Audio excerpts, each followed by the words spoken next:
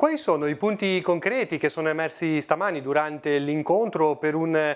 marchio turistico unitario per tutto il territorio? L'obiettivo è quello di arrivare alla prossima data condividendo prima il calendario degli eventi, quelli che vogliamo promuovere, che insomma i prevalenti per ogni territorio, in modo condiviso e suddiviso per tipologia, dalla musica, alla gastronomia, quant'altro. E poi un ragionamento su due temi da sottoporre alla Regione, che è la diretta detentrice della materia, che è lo sviluppo del trasporto sul territorio, a partire da quello ferroviario, ma anche tutta la serie di trasporti correlati, e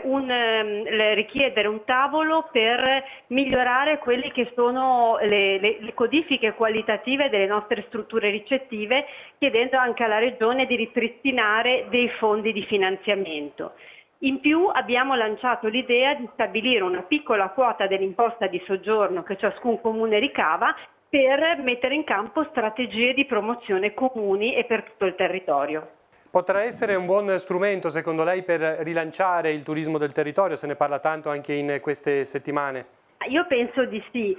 ovviamente i sindaci non possono fare da soli e non possono agire in modo totalizzante nella politica turistica, e quindi l'altra cosa che ci siamo detti è di confrontarci e di coinvolgere gli operatori sicuramente, e poi ci sono altri temi che appunto riguardano enti sovraordinati come la Regione nella gestione delle strategie turistiche, e anche insomma l'ENIT, il governo, e insomma strategie di carattere più generale, ma penso sicuramente che sia un percorso da cui partire, che darà una chance in più importante a tutto il nostro territorio.